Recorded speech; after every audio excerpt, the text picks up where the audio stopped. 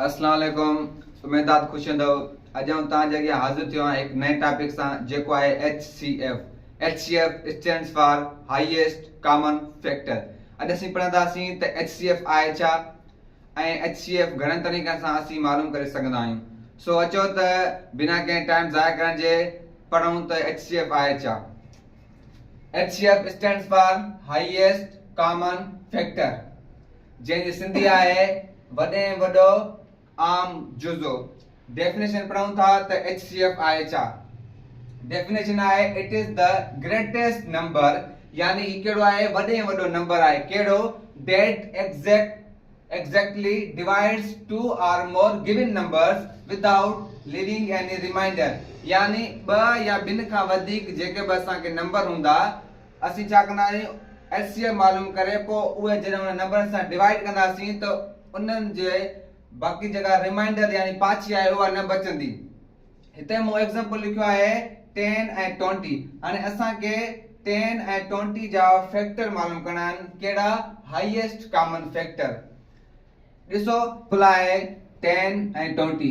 असांखे 10 ऐं 20 जा हाईएस्ट कॉमन फैक्टर मालूम करणा आहिनि। जेकॾहिं आउं ॿिनि खे 10 सां डिवाइड कयां त रिमाइंडर 0 ईंदो। जेकॾहिं 20 खे ॿिनि सां डिवाइड कयां त रिमाइंडर 0 ईंदो।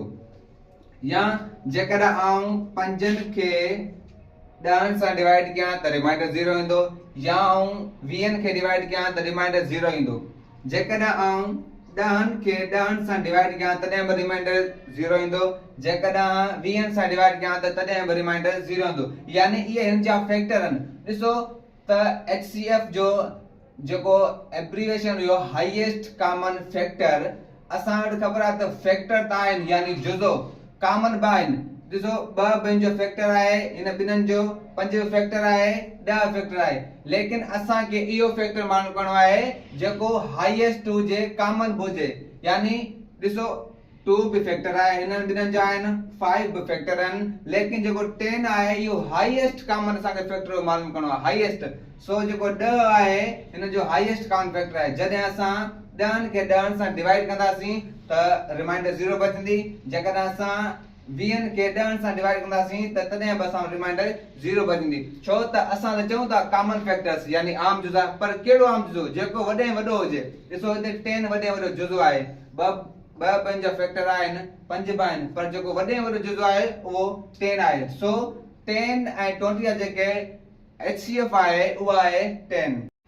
हाणे असीं सिखंदासीं त जेको HCF आहे असां घणनि तरीक़नि सां मालूम करे सघंदा आहियूं। ठीकु आहे। HCF मालूम करण जा 2 तरीक़ा हूंदा आहिनि। पहिरियों आहे प्राइम फैक्टराइजेशन मेथड, ॿियो आहे बाय डिवीजन मेथड। यानी पहिरियों तरीक़ो कहिड़ो आहे बाय प्राइम फैक्टराइजेशन।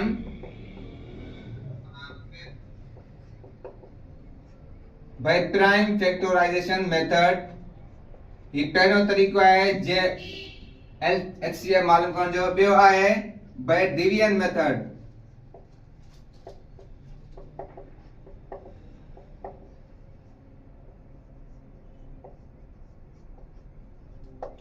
अच्छा, प्राइम फैक्टराइजेशन में असीं छा कंदा आहियूं, जेके असां वटि 2 या ॿिनि खां वधीक नंबर मिलियल हूंदा आहिनि असीं उन्हनि जा अलॻि अलॻि फैक्टर कढंदा आहियूं। पोइ छा कंदा आहियूं, ॾिसंदा आहियूं जेके हिननि 2 या 3 में कॉमन फैक्टर हूंदा आहिनि पोइ असीं उन्हनि खे मल्टीप्लाई कराए पोइ जेको उन्हनि जी मल्टीप्लिकेशन हूंदी आहे त उहो उन्हनि जो कॉमन फैक्टर हूंदो आहे कहिड़ो हाईएस्ट कॉमन फैक्टर। ॾिसो हिते आहे 10 ऐं 20। हाणे असीं 10 ऐं 20 जा अलॻि अलॻि फैक्टर कढूं था। पोइ ॾिसूं था ॿिन्हिनि में कॉमन कहिड़ो आहे। असां 10 जा फैक्टर कढूं था। सभ खां पहिरियां 2 जो टेबल हणंदासीं, 10 जो छा थींदो 5, 5 हूंदा 5। हाणे छा कयूं 20 जा फैक्टर कढूं था। 20 जो अधु 10, 10 जो अधु 5, 5 हूंदा 5 थींदो। हाणे असीं छा कंदासीं हिननि जा फैक्टर हिननि जे साम्हूं लिखंदासीं। यानी 10 आहे त 10 जा कहिड़ा कहिड़ा फैक्टर आहिनि 2 मल्टीप्लाइड बाय 5, 2 मल्टीप्लाइड बाय 5।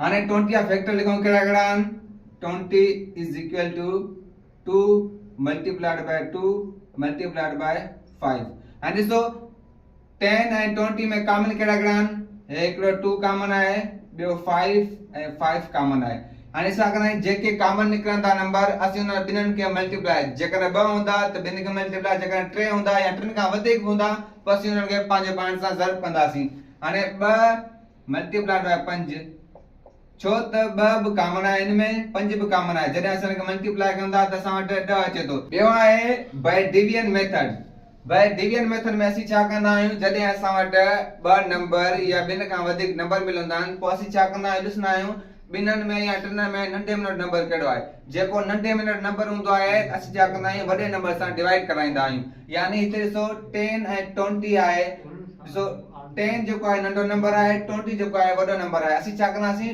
10 खे डिवाइड कंदासीं 20 सां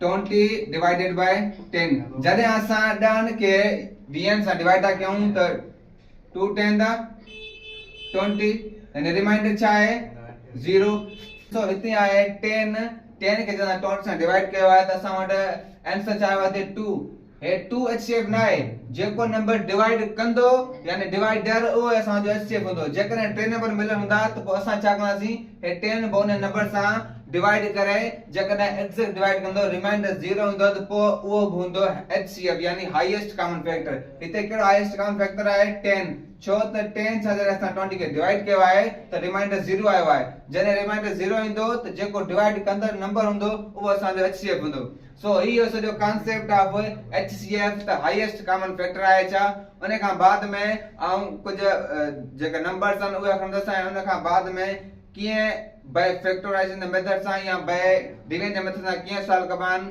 ऐं तव्हांखे उन जे बारे में ॿुधाईंदसि